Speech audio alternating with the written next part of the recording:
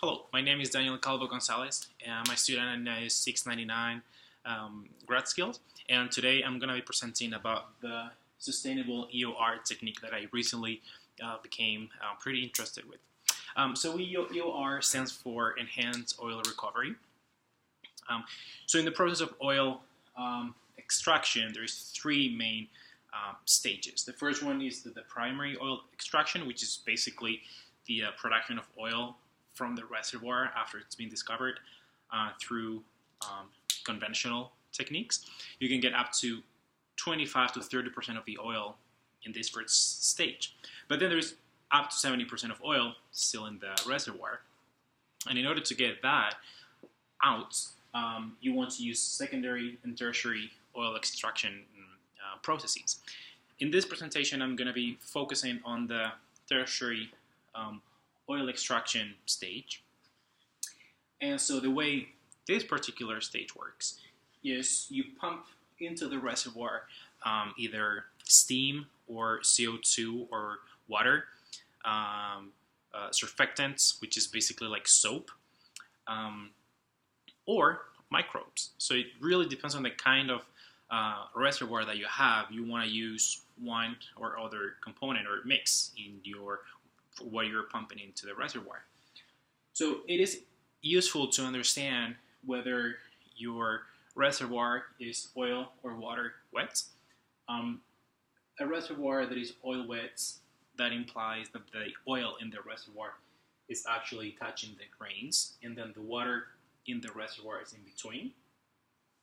On the contrary, when you have a water wet reservoir, it's actually the water attached to the grains, either siliciclastics or carbonates, and then it's actually the oil that is in between. So the interface between the water and the oil is right there in the pores. So what tertiary extraction tries to do, or what these techniques try to do, is to basically increase the wattability of your reservoir by injecting any of the fluid that I mentioned before, that will eventually lead to a lowered interfacial tension between your oil and your water. But also, especially when your reservoir is oil wet, you want to also lower the rock fluid friction, because your oil is also not only touching the water but also the grains. So one of the techniques that I just recently discovered, and that is actually patent pending in the US, so it's a very, very new, and it has only been used in the lab, so it's very early stage, but I think it's very exciting.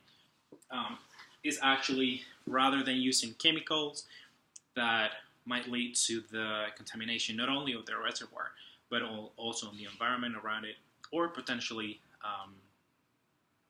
any reservoirs of water nearby, is to use plant-derived substances to pump into the reservoir. So these plants are actually only found in the United States, and in this paper that I was reading, they didn't want to mention what plants they are, because again, it's patent pending.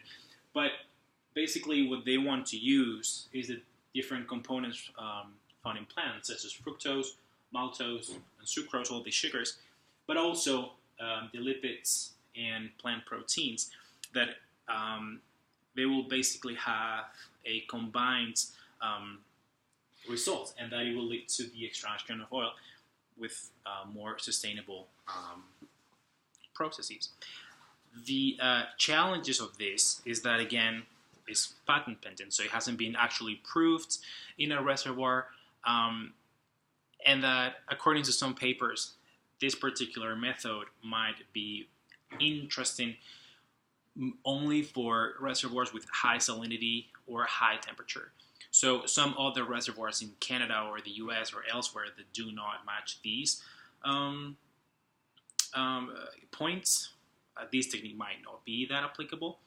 On the other hand, some of the benefits of this technique is that it's eco-friendly, because you're using organic material extracted from plants, and that it actually, according to some papers, it can lead to the extraction of almost 90% of the remaining oil in their reservoir. So overall, I think it has some potential, but on the other hand, I feel like there's still some work to do to perfect and to develop this technique further.